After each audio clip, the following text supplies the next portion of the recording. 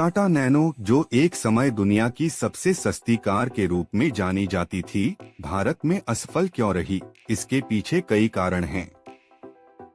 यहाँ कुछ प्रमुख कारण दिए गए हैं। 1. दुनिया की सबसे सस्ती कार के रूप में ब्रांडिंग।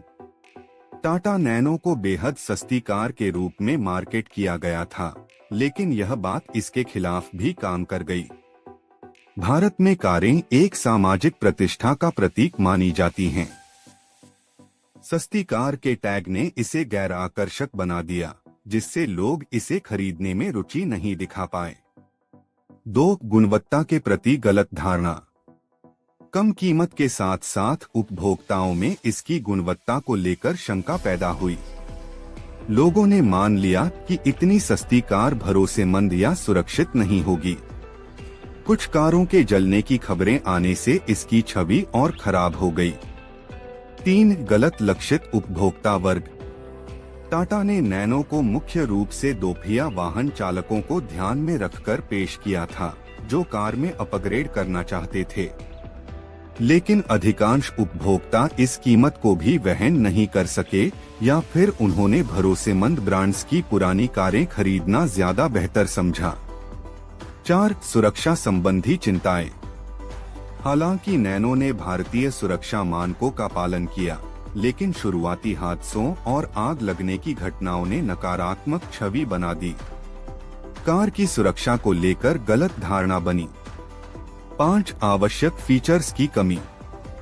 लागत कम रखने के लिए टाटा मोटर्स ने कई ऐसे फीचर्स हटा दिए जो भारतीय उपभोक्ताओं की अपेक्षा थी, जैसे एयर कंडीशनिंग, पावर स्टीयरिंग और इलेक्ट्रिक विंडोज। इससे कार की लोकप्रियता पर असर पड़ा। 6. ब्रांड छवि और मार्केटिंग में विफलता। दुनिया की सबसे सस्ती कार के रूप में नैनो की ब्रांडिंग ने इसे एक अनचाही छवि दी। लोग खुद को इस तरह की छवि से जोड़ना नहीं चाहते थे। इसकी बजाय यह उन लोगों की कार मानी गई जो और कुछ खरीद नहीं सकते थे। 7. पुरानी कारों से प्रतिस्पर्धा। भारतीय बाजार में पुरानी कारों का मजबूत विकल्प मौजूद था। उपभोक्ताओं ने भरोसेमंद ब्रांड्स की पुरानी कारों को नई नैनो के मुकाबले बेहतर विकल्प माना। 8. उत्पादन में देरी और फैक्ट्री स्थानांतरण। नैनो की फैक्ट्री को पश्चिम बंगाल के सिंगूर से गुजरात स्थानांतरित करने में देरी हुई, जिससे उत्पादन और लागत पर असर पड़ा। 9. वित्तीय चुनौतियां। लक्षित उपभोक्ता वर्ग के पास उचित वित्तीय विकल्प उपलब्ध नहीं थे, जिससे 1 लाख रुपए की कार भी खरीदना उनके लिए मुश्किल हो गया। 10. मार्केटिंग रणनीति की असंगतता।